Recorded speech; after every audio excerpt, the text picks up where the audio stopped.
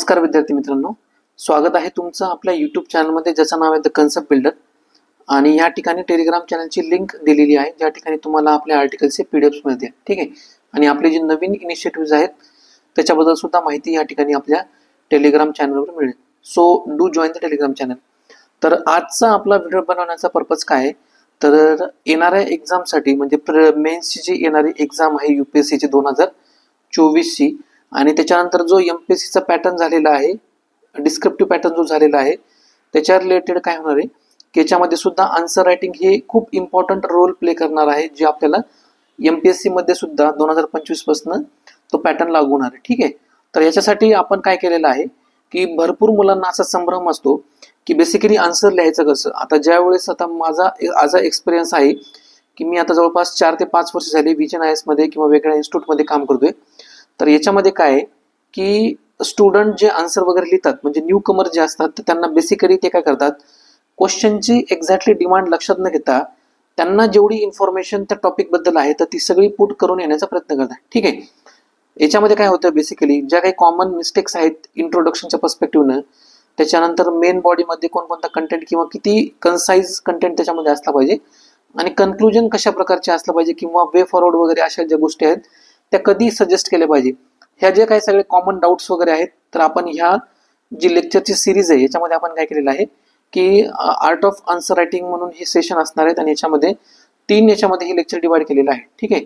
पहिल्या याच्यामध्ये आज आपण काय बघणार आहोत की इंट्रोडक्शन बद्दल जे काही कॉमन सगळे डाऊट्स आहेत मुलांच्या मनामध्ये किंवा मला जे गोष्टी आढळल्यात कॉमन गोष्टी की जे मुलं पेपर तपासताना मला ज्या लक्षात आल्या त्या, आणि त्याच्यानंतर ते ओव्हरकम कसे करायचे आणि डिफरंट वेजनी इंट्रोडक्शन कसं प्रोव्हाइड करायचं की जे क्वेश्चनची डिमांड लक्षात घेऊन ते इफेक्टिव्ह राहील. ठीक आहे. तर चला तर आपल्या टॉपिककडे वळूया की आजचा जो आपला टॉपिक आहे इंट्रोडक्शन. तर बेसिकली UPSCच्या एक्झाममध्ये अशीच सिच्युएशन बघायला मिळते की ज्यावेळेस आपल्याला क्वेश्चन लिहिण्यासाठी येतो समोर की प्रत्येक मुलाच्या माइंडमध्ये एक गोष्ट महत्वाची असते की ह्या क्वेश्चनसाठी कशा प्रकारचे इंट्रोडक्शन देण्यात यावं. ठीक आहे. आता ह्या इंट्रोडक्शनचा सिग्निफिकन्स काय आहे की हे जे इंट्रोडक्शन तुम्ही प्रोव्हाइड करणार आहात ना तर त्याच्यावरनं काय करतं, जे एक्झामिनर्स असतात तर ते तुमचं आन्सर पूर्ण जज करतात. ठीक आहे. म्हणजे किती तुम्ही टू द पॉइंट किंवा कन्साइज इंट्रोडक्शन प्रोव्हाइड केलेलं आहे.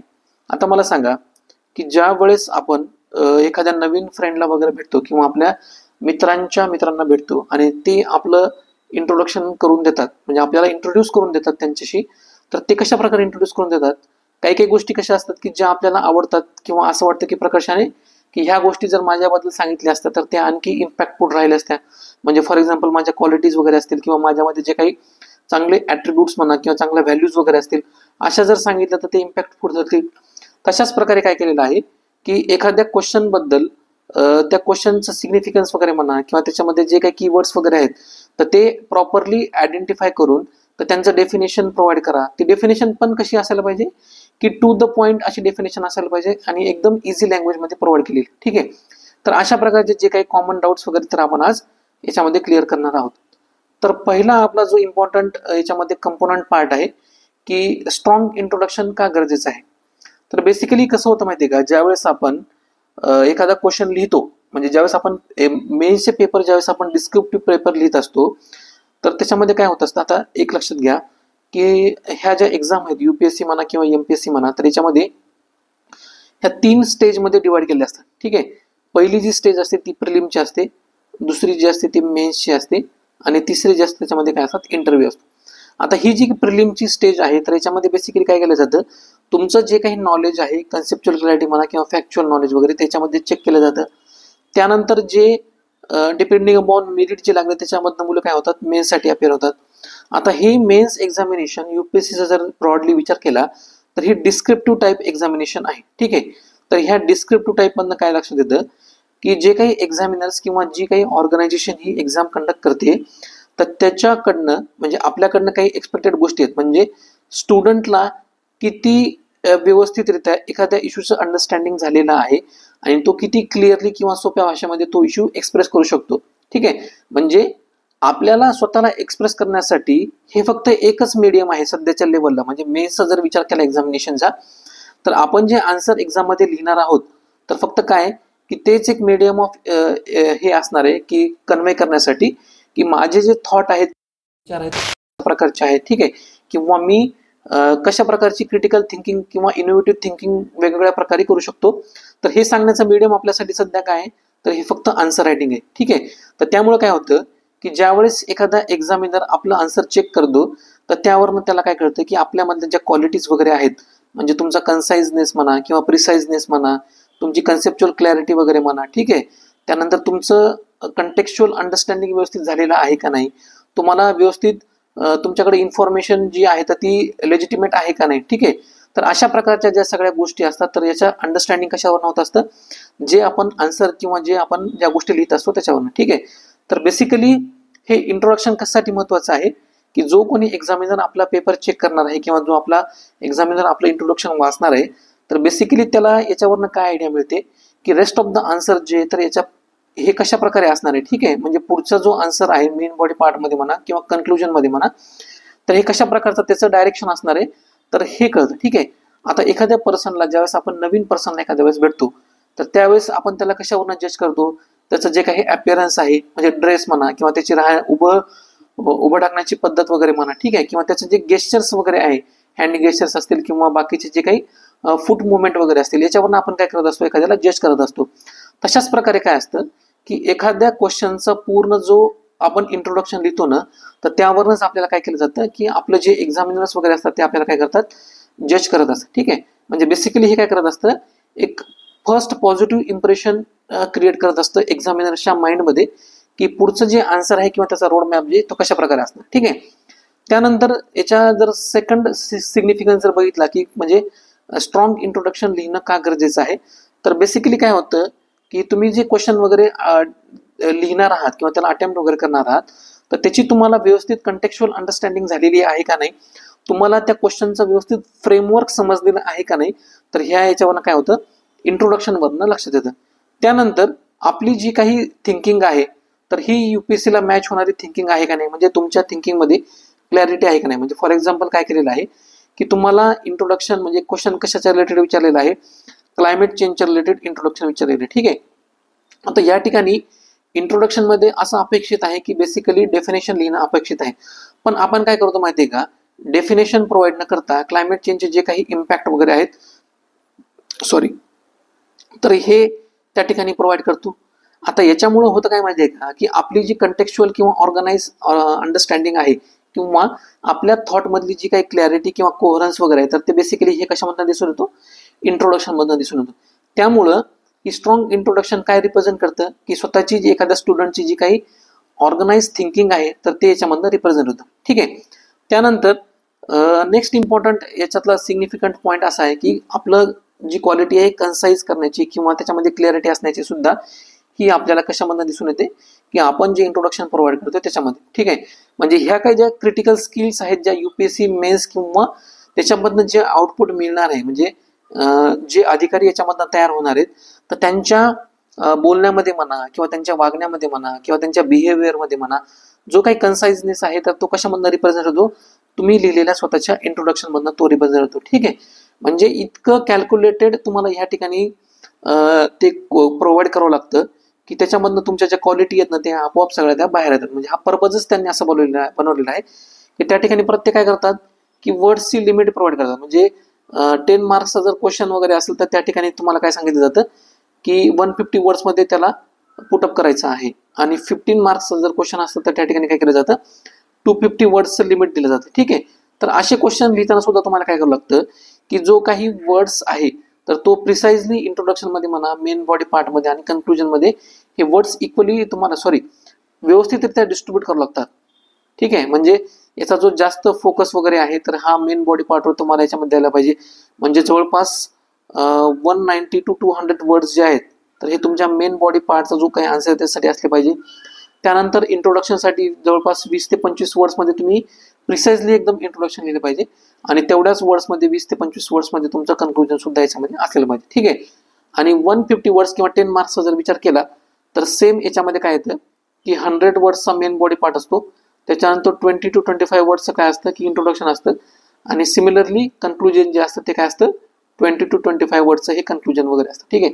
म्हणजे एवढ्या ब्रॉडर लेवलला जाऊन तुम्हाला विचार करण्याची गरज आहे. ठीक आहे, आता एक्झाम्पलच्या मार्फत आपण बघूया की एक्झॅक्टली तुमचा जो ॲबिलिटी जी आहे स्टुडंटची की कन्साइजनेस आहे किंवा जी तुम्हाला इन्फॉर्मेशन प्राप्त झालेली आहे किंवा तुमच्याकडे जे नॉलेज आहे तुम्ही ते इफेक्टिव्हली कन्वे करू शकता का नाही, तर ते आपण काय बघूया एका एक्झाम्पलच्या मार्फत समजून घ्या. ठीक आहे, म्हणजे बेसिकली जर आपल्याला असा क्वेश्चन विचारलेला असेल की क्लायमेट चेंजच्या रिलेटेड काही क्वेश्चन वगैरे विचारलेले, ठीक आहे, तर क्वेश्चन असा विचारलेला आहे की जे काही त्याचे निगेटिव्ह कॉन्सिक्वेन्सेस वगैरे आहेत इकॉनॉमी आणि एन्व्हायरमेंटच्या रिलेटेड, तर ह्या ठिकाणी काय प्रोव्हाइड केलेलं आहे, पहिल्यांदा काय सांगतं, climate change poses significant threat to the India's economy and environment, rising temperature, erratic rainfall pattern and increasing frequency of extreme weather events, adversely affecting agriculture productivity, water resources, reduce agriculture and income and biodiversity. तर basically याच्यामधनं काय दिसतो माहितीये का, overall जो आपल्या याचा जो कंटेक्स्ट आहे म्हणजे आपलं पुढचं याच्यामध्ये आन्सर कसा असणार आहे तर तुम्ही या इंट्रोडक्शन मधनं बेसिकली शो करता. ठीक आहे, म्हणजे याच्यामध्ये आपण काय सांगितलेलं आहे की आपल्याला प्रश्न काय विचारलेला आहे की क्लायमेट चेंजचा कॉन्सिक्वेन्सेस किंवा निगेटिव्ह इम्पॅक्ट आपल्याला विचारलेला आहे कशाच्या रिलेटेड, एकतर काय इकॉनॉमी आणि एन्व्हायरमेंटच्या रिलेटेड. ठीक आहे, आणि हे आपण पॉईंट काय केलेले ब्रॉडली याच्यामध्ये काय केलेले एक्सप्लेन केलेले, जेणेकरून एक क्लिअर रोडमॅप तयार होईल एक्झामिनरला की बेसिकली स्टुडंटला व्यवस्थित अंडरस्टँडिंग झालेली आहे. म्हणजे इच कंपोनंट पार्ट जो आहे क्वेश्चन मधला, म्हणजे फॉर एक्झाम्पल एन्व्हायरमेंटल जे काही चॅलेंजेस वगैरे आहेत, म्हणजे फॉर एक्झाम्पल काय की एक्स्ट्रीम वेदर इव्हेंट्स वगैरे असतील किंवा त्याच्यामुळे जे इकॉनॉमीचे पर्स्पेक्टिव्ह आहेत म्हणजे अफेक्टिंग ॲग्रिकल्चर प्रोडक्टिव्हिटी किंवा इन्कम म्हणा, तर हे दोन्ही सुद्धा याच्यामध्ये आपण काय केलेले इन्क्लूड केलेले आहेत. म्हणजे अशा प्रकारचं इंट्रोडक्शन जे स्टुडंट वगैरे लिहितात ते काय करतात, त्या क्वेश्चनची जी डिमांड आहे ते डायरेक्टली ऍड्रेस करतात. ठीक आहे, म्हणजे हे किती कन्साइज आणि टू द पॉईंट माझ्यामध्ये लिहिलेलं आहे. नेक्स्ट आपण एक सॅम्पल बघूया इंट्रोडक्शनचं, सेम क्वेश्चन आहे आणि दुसऱ्या स्टुडंटला कशा प्रकारे समजा त्याला ऍड्रेस केलेला आहे. ठीक आहे, तर बेसिकली क्लायमेट चेंज काय हा एक ग्लोबल फिनॉमिनॉन आहे आणि going increasing attention in the past few decades. It refers to the significant change in the global temperature and weather patterns over the time. While climate change is a natural occurrence, scientific evidence has shown that human activities like burning fossil fuels are accelerated the pace. तर basically याच्यामध्ये आपल्याला question विचारलेलं काय की negative consequences of the climate change, आणि स्टुडंटनी basically जी काही general information आहे climate चेंजच्या related तर ती या ठिकाणी पुट केलेली आहे. तर याच्यामुळे होतं काय माहितीये का की एक तर स्टुडंट व्यवस्थित स्टुडंटला त्या क्वेश्चनची डिमांड लक्षात आलेली नाहीये, म्हणजे बेसिकली क्वेश्चन कशा रिलेटेड विचारलेला आहे. ठीक आहे, त्यामुळे स्टुडंटने इथं अशा प्रकारचे जे काही सेंटेन्स फ्रेम केलेत म्हणजे काय की सध्या क्लायमेट चेंजला खूप अटेन्शन मिळते, म्हणजे गेनिंग अटेन्शन मिळते फ्रॉम पास्ट फ्यू डिकेड्स, आणि त्याच्यामध्ये त्यांनी परत काय केलेले की या ठिकाणी डेफिनेशन सुद्धा प्रोव्हाइड केलेली की जी ह्या ठिकाणी देणं गरजेचं नाही. म्हणजे ज्यावेळेस तुम्हाला अशा प्रकारचे क्वेश्चन विचारले जातात की what is your understanding with respect to the climate change, तर त्या ठिकाणी अशा प्रकारचे जे काही आपण डेफिनेशन वगैरे पुट करतो त्या ठिकाणी नेसेसरी ठरते. पण या ठिकाणी स्पेसिफिकली क्वेश्चन कशाच्या रिलेटेड विचारण्यात आलेले आहे आपल्याला की negative consequences of the climate change. आपली गरज काय आहे किंवा आपली जी डिमांड काय किंवा आन्सरची डिमांड काय की जे काही एन्व्हायरमेंट आणि इकॉनॉमी होणारे निगेटिव्ह कॉन्सिक्वेन्सेस वगैरे आहेत तर त्यांना व्यवस्थितरित्या इंट्रोड्यूस करणं. ठीक आहे, त्यानंतर जो काही म्हणजे बॅड इंट्रोडक्शन स्टुडंट लिहिलेलं त्याच्यामध्ये काय केलेलं आहे की जे काही क्लायमेट चेंज आहे हे नॅचरल ऑकरन्स आहे आणि कधी कधी काय होतं की ह्युमन ऍक्टिव्हिटीमध्ये सुद्धा होतं. आता ही एक्झॅक्टली द क्वेश्चनची डिमांडच नाही, यांनी काय सांगितलेले की reason responsible for the climate change. ठीक आहे, आता क्वेश्चनची डिमांडच नाही, म्हणजे क्वेश्चन मध्ये विचारले काय तुम्हाला की कॉन्सिक्वेन्सेस विचारले. ठीक आहे, म्हणजे त्याचे जे काही क्लायमेट चेंजचे परिणाम आहेत तर ते विचारलेत आणि स्टुडंटनं काय लिहिलेलं इंट्रोडक्शन मध्ये क्लायमेट चेंजला डिफाईन केलेलं आहे आणि त्याचे जे काही डिफरंट रिजन्स आहेत म्हणजे फॉर एक्झाम्पल नॅचरल जे काही फिनॉमिनन्स किंवा ह्युमन ऍक्टिव्हिटी वगैरे त्या अशा मेन्शन केलेल्या आहेत. आता तुम्हाला ह्या दोन इंट्रोडक्शनवरनं डायरेक्टली असं लक्षात येतं की एक्झॅक्टली कन्साइजनेस असतो किंवा जे व्यवस्थित कंटेक्च्युअल अंडरस्टँडिंग क्वेश्चनची झालेली आहे का नाही, तर अशाच प्रकारे. सिमिलरली तुम्ही बाकीचे जे काही क्वेश्चन्स वगैरे आहेत म्हणजे कधी कधी कसं होतं की तुम्हाला विचारतात काय माहिती का सिग्निफिकन्स वगैरे विचारतात, आपण त्या ठिकाणी कधी कधी काय लिहून येतो कॉन्सिक्वेन्सेस वगैरे लिहून येतो. ठीक आहे, म्हणजे अशा प्रकारची कॉमन जे मिस्टेक्स वगैरे आहेत आणि ह्या ज्या कॉमन मिस्टेक्स आहेत त्या कशामुळे होतात की स्टुडंट काय करतात की क्वेश्चन रीड व्यवस्थित करत नाहीत आणि ही जी डिमांड आहे म्हणजे डिबेट जी होण्याची डिमांड आहे तुमच्या आन्सरच्या डिमांडपासून, तर ही कशामुळे होते तर क्वेश्चनला व्यवस्थित रीड न करणं, त्याला व्यवस्थित समजून न घेणं, म्हणजे बेसिकली विचारलं काय आहे त्याच्यामध्ये, आणि त्यानंतर तुमचं जे ॲक्युम्युलेटेड नॉलेज आहे ओव्हर द इयर म्हणजे फॉर एक्झाम्पल कसं असतो की तुम्ही कधी कधी असं असतं तुम्हाला सिग्निफिकन्स तुम्ही जास्त प्रमाणामध्ये वाचलेले असतात क्लायमेट चेंजचे, म्हणजे कशा प्रकारे ते इम्पॅक्ट करू शकतात. आणि आपण काय करतो माहितीये का की विचारला असतं सिग्निफिकन्स आणि आपला जो फोकस असतो तो कशा असतो कॉन्सिक्वेन्सवर. म्हणजे आपण आता जनरली सिग्निफिकन्स हे क्लायमेट चेंज खूप कमी आहे, त्याच्यामुळे स्टुडंटचं जे काही लक्ष आहे किंवा ते वाचण्याचं जे काही त्याचं मटेरियल आलेलं असतं ते खूप कमी प्रमाणात आलेलं असतं आणि त्याचा जो जास्त फोकस आहे तर हे कशावर डिस्कस केलेला असतो, म्हणजे फॉर एक्झाम्पल न्यूज आर्टिकल किंवा कटलेट्स वगैरे जे काही न्यूजपेपरमध्ये येतात किंवा क्लासच्या नोट्स वगैरे असतात, तर मेजर फोकस हा कशावर केलेला असतो कॉन्सिक्वेन्सवर.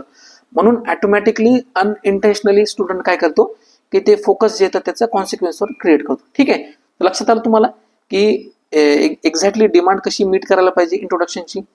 त्यानंतर आपण पुढचा एक पॉईंट बघूया की बेसिकली हे काय करतं माहितीये का की तुम्ही जे लिहिलेलं इंट्रोडक्शन आहे तर हे बाकीच्या स्टुडंटच्या इंट्रोडक्शन पेक्षाही तुम्हाला काय करतं की एक्स्ट्रा एज प्रोव्हाइड करतं किंवा ते जे ना स्टँड आउट करतं, म्हणजे वेगळ्यांपेक्षा सर्वांपेक्षा जे वेगळं तुम्ही जे काही इंट्रोडक्शन लिहिता, पण त्याच्यामध्ये मग काय केलं पाहिजे की जी काही क्वेश्चनची डिमांड आहे तर ती व्यवस्थितरित्या मीट झाली पाहिजे. ठीक आहे, म्हणजे आता एक क्वेश्चन जो आहे जवळपास म्हणजे युपीएससीचा जर विचार केला तर 12 ते 15,000 लोकांना तो सेम क्वेश्चन असतो.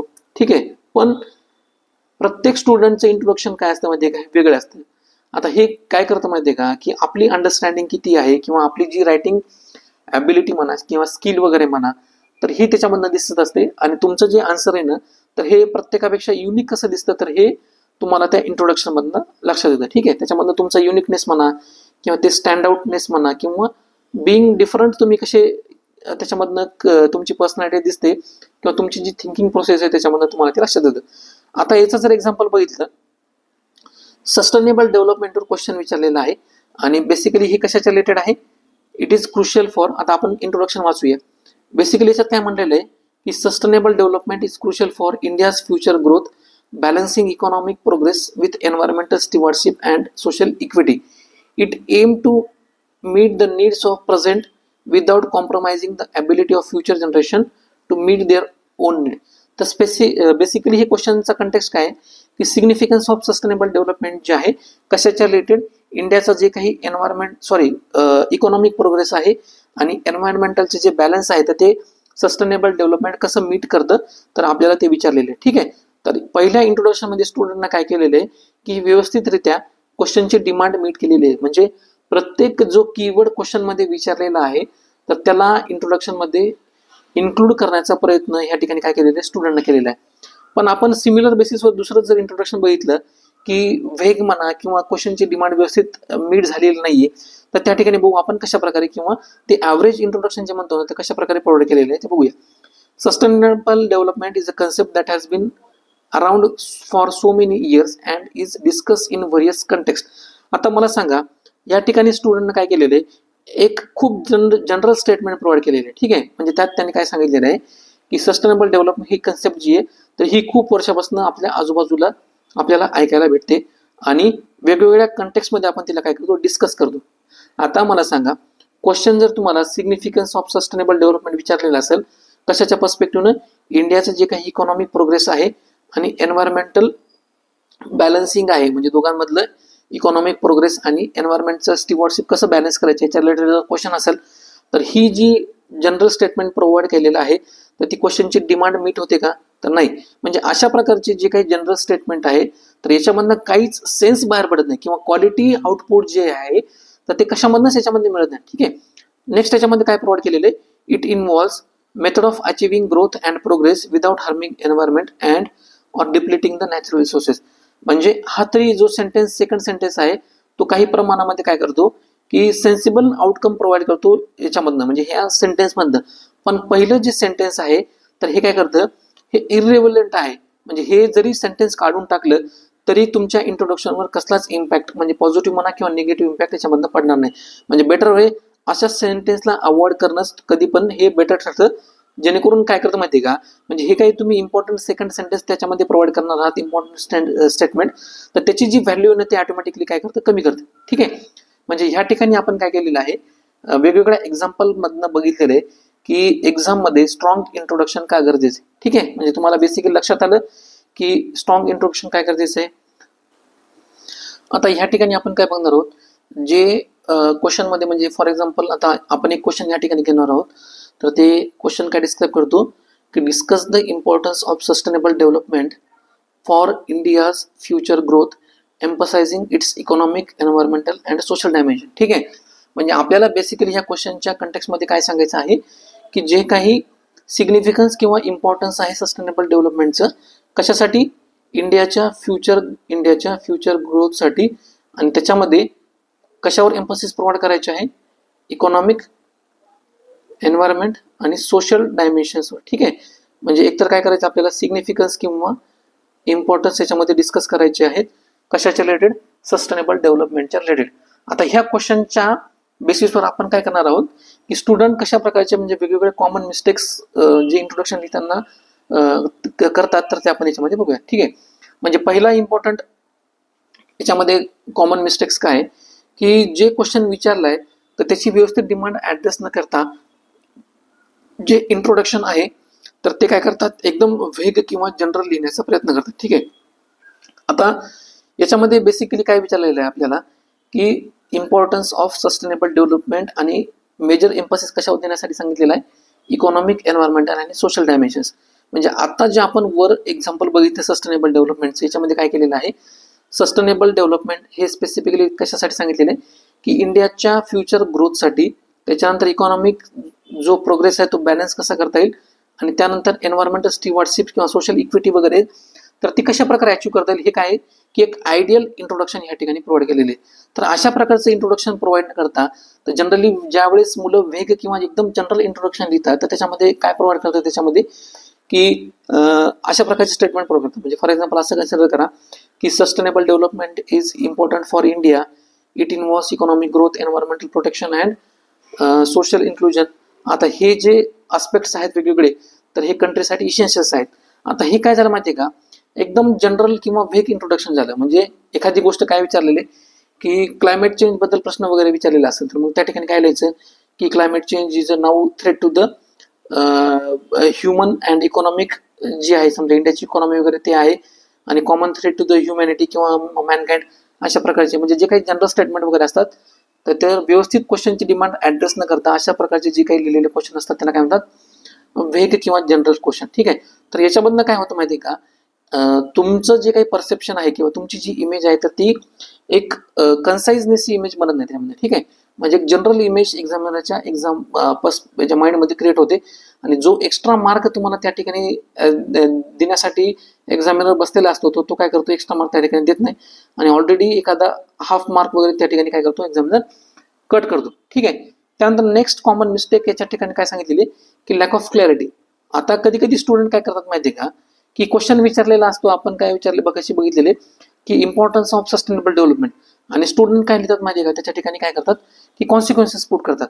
म्हणजे फॉर एक्झाम्पल जर बघायचं झालं तर तुमच्या रायटिंगमध्ये जर तुम्हाला क्लॅरिटी वगैरे नसेल अंडरस्टँडिंगमध्ये तर मुलं अशा प्रकारचे एक्सप्लेनेशन प्रोव्हाइड करतात. ठीक आहे, की जे काय करतात की क्वेश्चनची जी काही डिमांड वगैरे तर ते व्यवस्थित ऍड्रेस होत नाही, आणि कन्व्होल्युटेड फॉर्ममध्ये अशा प्रकारचे जे काही इम्पॉर्टन्स वगैरे आहेत सस्टेनेबल डेव्हलपमेंटचे ते मेन्शन करतात. ठीक आहे, म्हणजे याच्यामध्ये स्टुडंट बेसिकली काय करतात की the multifaceted nature of sustainable development encompasses various elements which when amalgamated provides a holistic approach for the future progress.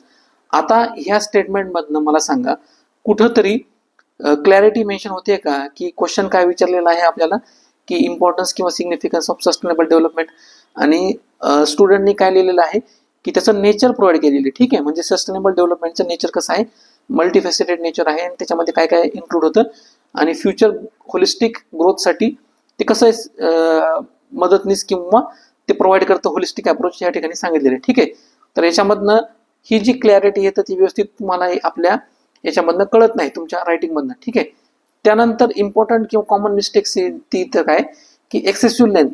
तर आताच आपण काय बघितलेलं आहे की जनरली ज्या वेळेस 10 मार्क्सचे क्वेश्चन विचारले असतात तर 150 वर्ड्सची लिमिट असते, आणि 15 मार्क्सचे ज्या ठिकाणी क्वेश्चन वगैरे विचारायचे त्या ठिकाणी 250 वर्ड्सची लिमिट असते.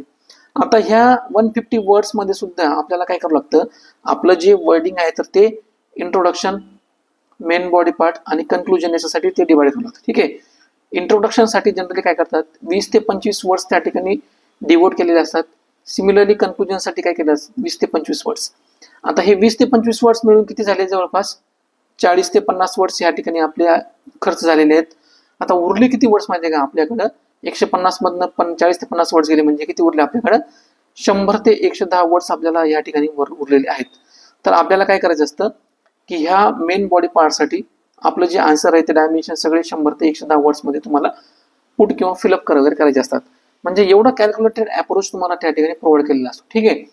आणि क्वेश्चन्स नवीन पॅटर्न जर बघितलं या ठिकाणी काय केलं असतं, क्वेश्चन प्रोव्हाइड केलेला असतो, त्यानंतर स्पेस प्रोव्हाइड केली असते, म्हणजे 150 वर्डची जी स्पेस आहे कॅल्क्युलेटेड स्पेस त्या ठिकाणी प्रोव्हाइड केलेली असते, आणि त्या ठिकाणी काय केलं असतं, परत नेक्स्ट क्वेश्चन प्रोव्हाइड केला असतो. आता काही जणांचं म्हणणं कसं येतं की माझं अक्षर जे ते मोठं आहे किंवा माझं अक्षर खूपच छोटं वगैरे आहे.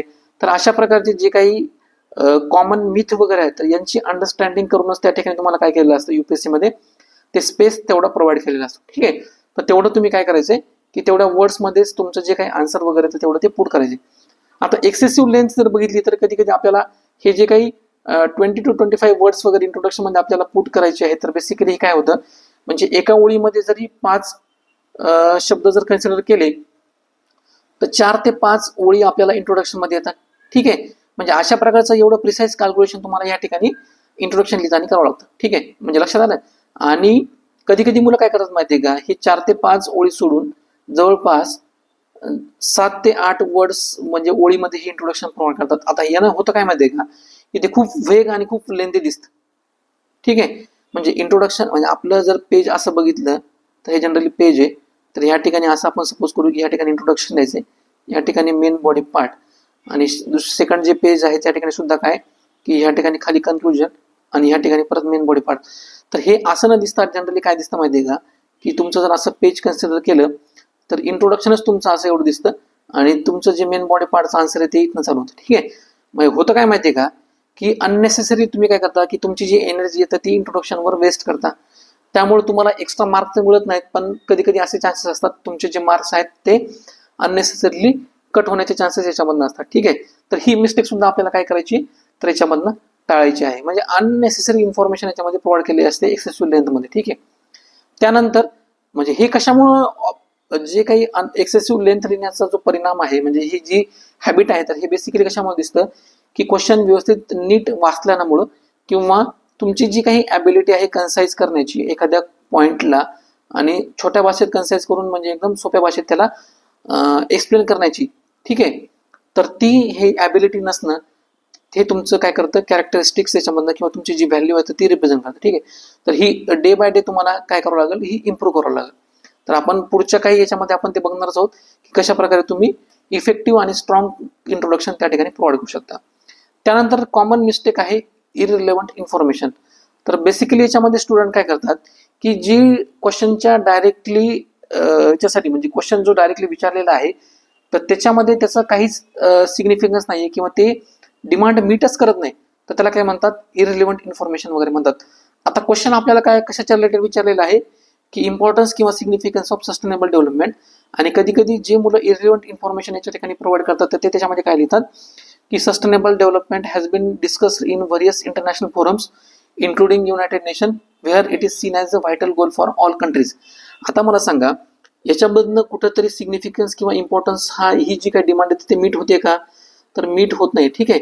तर त्याच्यामुळं आपलं प्राईम इम्पॉर्टंट काम काय की अशा प्रकारची जी काही इररिलेव्हंट इन्फॉर्मेशन वगैरे आहे म्हणजे जे काय सांगितलेलं आहे की वेगवेगळ्या इंटरनॅशनल फोरमवर सस्टेनेबल डेव्हलपमेंट हा टॉपिक आहे तो डिस्कस केला जातोय, ज्याच्यामध्ये युनायटेड नेशन म्हणा किंवा ज्या काही इम्पॉर्टंट फोरम्स वगैरे येतात ते, आणि सगळ्या कंट्रीजसाठी हे काय की डिस्कशन करणं हे व्हायटल आहे. तर हे सिग्निफिकन्स किंवा इम्पॉर्टन्स याच्यामधनं दिसतोय का आपल्या आन्सर आपण जे इंट्रोडक्शन आहे त्याच्यामधनं नाही. तर त्याच्यामुळं अशा प्रकारची जी काही इररिलेव्हंट इन्फॉर्मेशन वगैरे असेल तर ती सुद्धा आपल्याला टाळायची आहे. त्यानंतर नेक्स्ट कॉमन मिस्टेक याच्यामध्ये आपल्याला सांगितलेले की रिपिटेशन ऑफ क्वेश्चन्स. तर जनरली कधी कधी काय होतं माहिती का, स्टुडंटला जो काही क्वेश्चन वगैरे विचारलेला असतो की discuss the significance or importance of sustainable development for India's future growth emphasising economic environmental आणि सोशल डायमेन्शन्स. तर स्टुडंट याच्यामध्ये काय करतात की जी काही इन्फॉर्मेशन इंट्रोडक्शन म्हणजे क्वेश्चन मध्ये प्रोव्हाइड केलेली आहे तर तेच क्वेश्चन काय करतात की वेगळ्या लँग्वेजमध्ये म्हणा की तोच क्वेश्चन रिपीट करण्याचा प्रयत्न करतात. आता एक्झामिनर जे असतात तर हे त्यांना लगेच लक्षात येतं की ज्यावेळेस स्टुडंट काय करतो की म्हणजे व्यवस्थित इंट्रोडक्शन न लिहिता जर रिपीट करत असेल तीच क्वेश्चन, तर ते स्टुडंट एक्झामिनर लक्षात येतं. ठीक आहे. तर बेसिकली याच्यामुळे काय होतं माहिती आहे का, निगेटिव्ह परसेप्शन स्टुडंटचं ते क्रिएट होतं. म्हणजे याच्यामधनं तर मार्क तर मिळणारच नाही, म्हणजे अर्धा सुद्धा मार्क याच्यामध्ये मिळणार नाही ज्यावेळेस तुम्ही काय करता, रिपिटेशन करता. त्यानंतर कधी कधी असं होतं की म्हणजे फॉर एक्झाम्पल आपण चांगले मार्क मिळण्याच्या नादामध्ये किंवा असं वाटतं की युपीएससी जी तर ही खूप कॉम्प्लिकेटेड आहे, तर आपण काय करतो माहितीये का, पर्पजफुली जे काही कॉम्प्लेक्स लँग्वेज म्हणा किंवा कॉम्प्लेक्स वर्ड्स वगैरे आहेत ना, तर ते याच्यामध्ये अननेसेसरीली त्याच्यामध्ये पुट करण्यासाठी प्रयत्न करतो. आता याच्यामुळे होतं काय माहितीये का, त्याचं जे ओव्हरऑल मिनिंग जे आहे ना, तर हे ओव्हरऑल मिनिंगच त्याच्यामध्ये डिस्टर्ब होऊन जाते. ठीक आहे. म्हणजे फॉर एक्झाम्पल आपण असं कन्सिडर करूया की क्वेश्चन आपला सेम तोच आहे, सिग्निफिकन्स किंवा इम्पॉर्टन्स ऑफ सस्टेनेबल डेव्हलपमेंट, आणि स्टुडंटनी काय केलेलं आहे की अननेसेसरीली कॉम्प्लेक्स लँग्वेज म्हणा किंवा वर्ड्स याच्यामध्ये यूज केलेले आहेत. आणि त्याच्यामध्ये त्यांनी काय सांगितलेलं आहे की paradigmatic trajectory of sustainable development necessitates and integrative framework to juxtapose economic and environmental paradigm.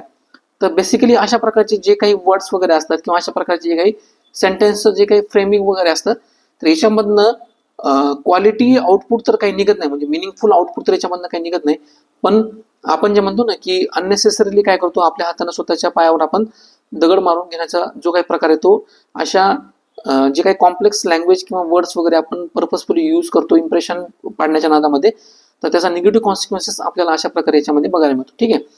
त्यानंतर कधी कधी काय करतात माहिती आहे का स्टुडंट, की जे कोट इम्पॉर्टंट नाहीये, म्हणजे आता फॉर एक्झाम्पल आता सगळ्याच क्वेश्चनमध्ये कोटनी स्टार्ट करणं किंवा अनेक्डोटनी स्टार्ट करणं तर हे सजेस्ट केलं जात नाही. म्हणजे specifically with respect to the GS1चा जो काही सोसायटीचा पार्ट आहे त्याच्यामध्ये म्हणा वुमन एम्पॉवरमेंट वगैरे आलेला असेल, तर त्या ठिकाणी किंवा सोसायटीचा दुसरा एखादा पार्ट वगैरे असेल, किंवा GS3 मध्ये सस्टेनेबल डेव्हलपमेंट म्हणा किंवा टेररिझमचा जो काही टॉपिक वगैरे असेल ज्याच्यामध्ये अशा प्रकारचे, किंवा GS4 मध्ये कोटेशन बेस काही हे क्वेश्चन वगैरे विचारलेले असतात, तर अशा क्वेश्चनमध्ये तुम्ही काय करू शकता, एखादं सिम्पल कोटेशन वगैरे स्टार्ट करू शकता. पण बाकीचे जे काही टॉपिक आहेत GS1 टू GS4 मध्ये, तर त्या ठिकाणी कोटेशन आन्सरला स्टार्ट करायचं नाहीये. ठीक आहे. म्हणजे असेच फक्त स्पेसिफिक क्वेश्चन जे आहेत GS1 मध्ये सोसायटी मधले. त्यानंतर GS3चा जर विचार केला तर सस्टेनेबल डेव्हलपमेंट म्हणा किंवा सिक्युरिटीचं ज्या पर्स्पेक्टिव्हने जे क्वेश्चन आहेत ते. त्यानंतर GS4च्या पर्स्पेक्टिव्हनं जे काही व्हॅल्यूजचे क्वेश्चन वगैरे आहेत किंवा इथिक्स रिलेटेड जे काही क्वेश्चन्स वगैरे आहेत, तर अशा प्रकारचे क्वेश्चन तुम्ही काय करू शकता, एक सिंपल किंवा रिलेव्हंट कोड जो आहे किंवा अनेक्डोट आहे तर त्याच्याप्रमाणे स्टार्ट करू शकता. आता कधी कधी मुलं काय करतात माहिती का, एक्स्ट्रा इम्प्रेशन पाडण्याच्या नादामध्ये चुकीचं कोटेशन या ठिकाणी प्रोव्हाइड करून देतात. ठीक आहे. म्हणजे बेसिकली आपल्याला विचारलेलं काय असतं की सेम आपला जो क्वेश्चन आहे की significance or importance of sustainable development, आणि मुलं काय करतात माहिती का, चुकीचं कोटेशन त्या ठिकाणी प्रोव्हाइड करतात. म्हणजे ते जरी एखाद्या फेमस पर्सनॅलिटीनं ते कोटेशन सांगितलेलं जरी असेल तरी ते रिलेव्हंट आहे का नाही, तर हे चेक करणं आपली रिस्पॉन्सिबिलिटी आहे. म्हणजे आता फॉर एक्झाम्पल या ठिकाणी जर बघायचं झालं तर जे युनायटेड नेशनचे प्रेसिडेंट होते बान की मून यांनी काय सांगितलं होतं, sustainable development is the pathway for the future we want for all. तर याच्यामध्ये त्यांनी काय सांगितलेलं आहे की सस्टेनेबल डेव्हलपमेंट हा जो आहे हे कॉमन पाथवे आहे आणि हे आपल्याला सगळ्यांना गरजेचं आहे. पण याच्यामधनं काय दिसतं माहितीये का, जे काही इम्पॉर्टन्स किंवा सिग्निफिकन्स आहे तर याच्यामधनं ते कोर्टमधनं व्यवस्थितरित्या इंटिग्रेट होत नाही, किंवा ती जी काही डिमांड वगैरे आहे क्वेश्चनची तर ती कनेक्ट होत नाही व्यवस्थितरित्या. त्यामुळे काय सांगितलेलं आहे की जर इरिलेव्हंट कोट वगैरे असेल, म्हणजे जरी आपल्याला आठवला किंवा आपल्याला असं वाटलं की हा कोट इथं सूट होतोय, पण अननेसेसरी त्या ठिकाणी काय करायचं, तिथं त्या ठिकाणी तो कोट जो आहे तो घुसवायचा नाहीये. ठीक आहे. याच्यामुळे काय होतं की निगेटिव्ह परसेप्शन आपलं क्रिएट होतं याच्यामध्ये. लक्षात आलं तुम्हाला की कशा स्टुडंट त्याच्यामध्ये क्रिएट करतात. आता याचा जर सारांश बघायचं झालं तर काय का, एक तर काय होतं की व्यवस्थित रिडिंग न केल्यामुळं त्या क्वेश्चनची डिमांडच मीट होत नाही. त्यामुळे पहिलं आपलं काम काय की क्वेश्चन व्यवस्थितरित्या वाचणं आणि त्याच्यामध्ये जे काही keywords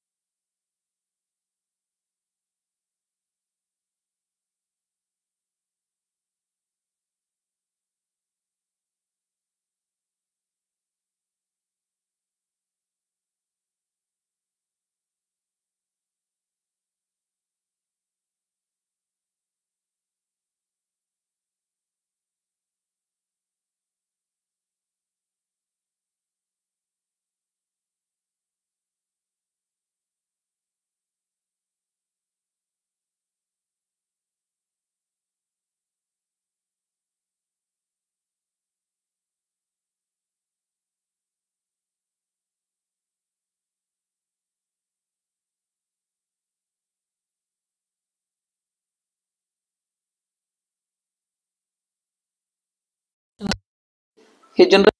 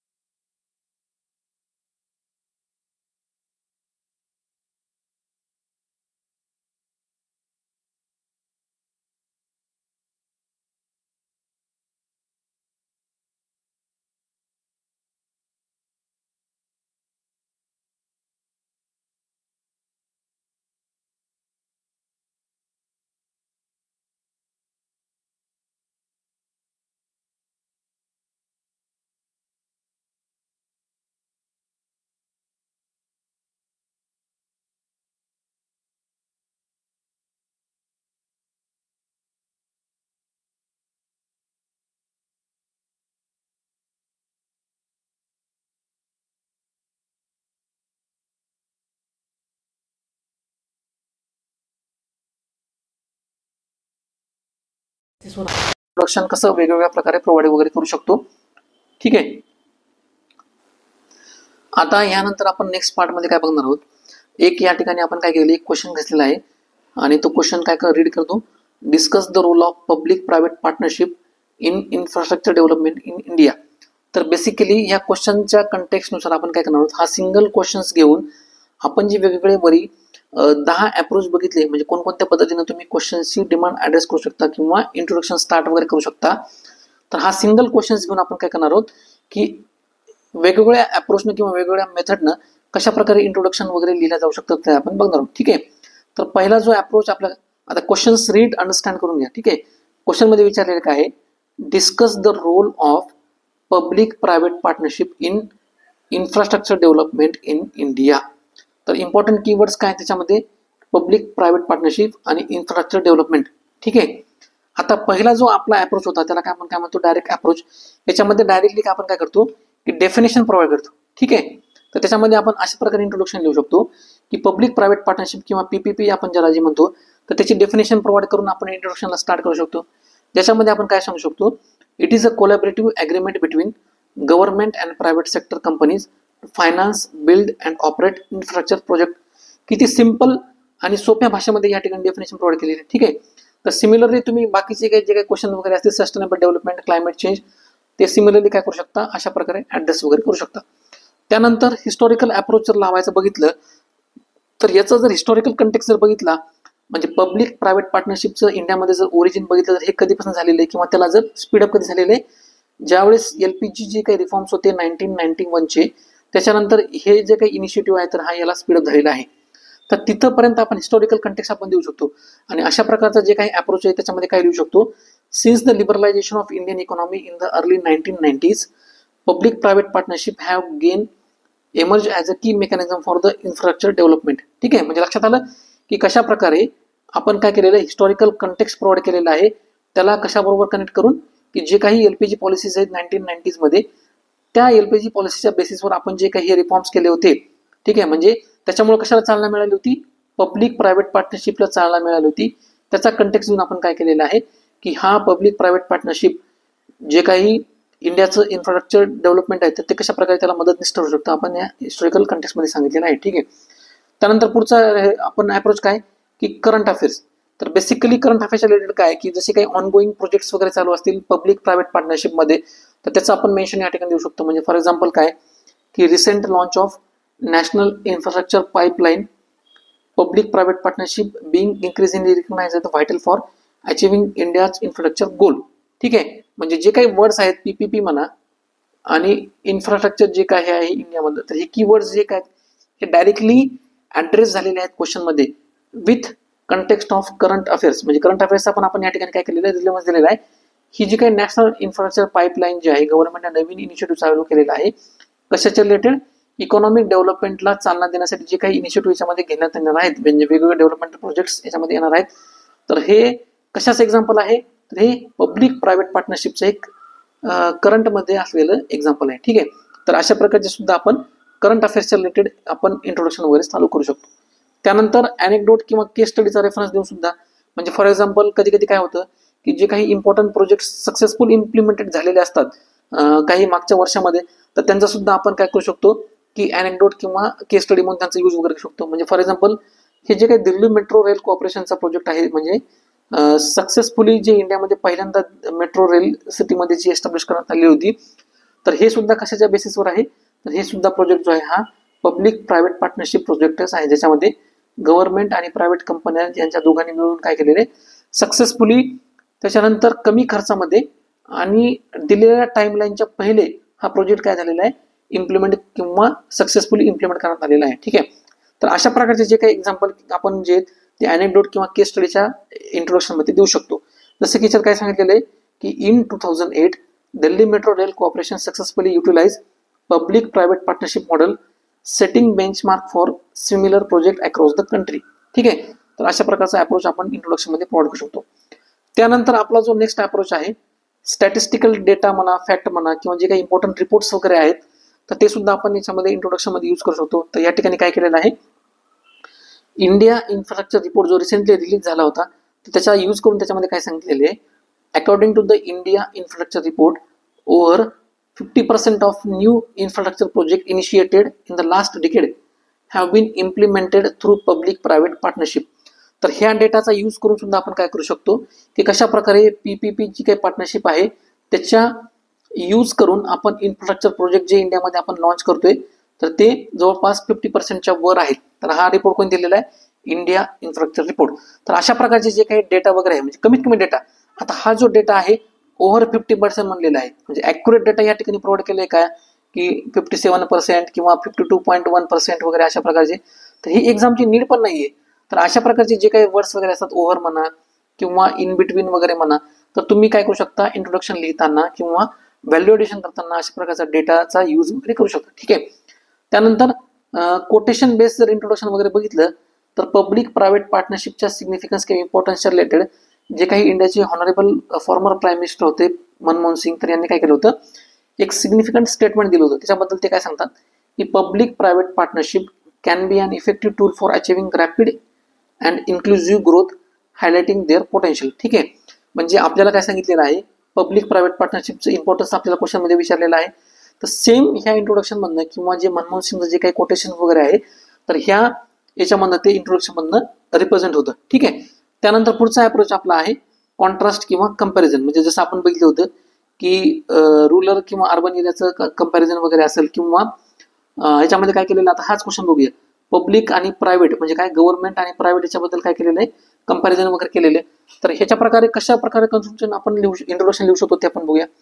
while traditional government funded project. ठीक आहे, म्हणजे या ठिकाणी काय कंपॅरिझनसाठी आपल्याला government often faces delay public private partnership bring efficiency and innovation. म्हणजे या ठिकाणी काय केलेलं आहे प्रायव्हेट सेक्टरचा जो काही रोल आहे, तर त्या ठिकाणी कॉन्ट्रास्ट किंवा कंपॅरिझन जो रोल आहे, तर या ठिकाणी हायलाइट केलेला आहे. आणि अशा प्रकारे आपण इंट्रोडक्शन वगैरे ते लिहू शकतो, bridging the gap of infrastructure development. ठीक आहे, त्यानंतर प्रॉब्लेम स्टेटमेंट आयडेंटिफाय करून सुद्धा आपण काय करू शकतो या ठिकाणी इंट्रोडक्शन वगैरे लिहू शकतो. तर या ठिकाणी त्यांनी काय केलेलं आहे, India's bourgeoisie infrastructure deficit calls for innovative financing solutions and public private partnership offers a viable path forward. ठीक आहे, तर याच्यामध्ये आपण काय केलेलं आहे एक प्रॉब्लेम स्टेटमेंट आयडेंटिफाय केलेले आहे. ते कशाच्या रिलेटेड आहे की जे काही इन्फ्रास्ट्रक्चर डिफिसिट वगैरे आपल्या इंडियामध्ये वगैरे आहे, तर तो आहे प्रॉब्लेम स्टेटमेंट. आणि पब्लिक प्रायव्हेट पार्टनरशिप त्याला कशा प्रकारे इफेक्टिव्ह सोल्युशन्स प्रोव्हाइड वगैरे करू शकते, तर त्याच्यानुसार आपण काय केलेलं आहे, इंट्रोडक्शनला मोल्ड केलेलं आहे. त्यानंतर थीमॅटिक बेसिसवर इंट्रोडक्शन सुद्धा प्रोव्हाइड करू शकतो. आता या ठिकाणी थीम काय आहे की इन्फ्रास्ट्रक्चर आणि पीपीपी. ठीक आहे, तर याच्या ठिकाणी काय विचारलेलं आहे की बॅलन्सिंग इकॉनॉमिक ग्रोथ, म्हणजे बघा त्यांनी इन्फ्रास्ट्रक्चरला कशाची कनेक्ट केलेलं आहे, इकॉनॉमिक ग्रोथशी कनेक्ट केलेलं आहे. आणि त्यांनी पुढे काय सांगितलेलं आहे की balancing economic growth with sustainable infrastructure development is critical challenge and public private partnership can play a transformative role in this endeavour. तर अशा प्रकारचे जे काही डिफरंट टाइप्स वगैरे आहेत तर आपण ते बघितलेले आहेत. आणि एक एक्झाम्पल सुद्धा बघितलेले आहे की एक सिंगल क्वेश्चनचं इंट्रोडक्शन वेगवेगळ्या जे काही 9-10 टाईप आपण बघितलेले होते, तर त्या प्रकारे कसं केलं जाऊ शकतं. ठीक आहे, तर नेक्स्ट आपण जे काही लेक्चर वगैरे असणार आहे त्याच्यामध्ये आपण काय बघणार आहोत की मेन बॉडी पार्ट जो आहे तर त्याच्यामध्ये अप्रोच कसा असला पाहिजे, व्हॅल्यू एंगेजमेंट त्याच्यामध्ये कशा प्रकारे केली जाते, तर डिटेल जे आहे तर आपण ते नेक्स्ट लेक्चरमध्ये बघूया. ठीक आहे, तर ह्या ठिकाणी आपलं इंट्रोडक्शनवरचं लेक्चर संपलेलं आहे. तुम्हाला जर आपलं हे आवडलेलं असेल, आपला अप्रोच जर आवडलेला असेल तर नक्की आपल्या चॅनलला लाईक करा, तुमच्या जास्तीत जास्त फ्रेंड बरोबर शेअर करा आणि चॅनलला सबस्क्राईब करायला विसरू नका. Thank you so much.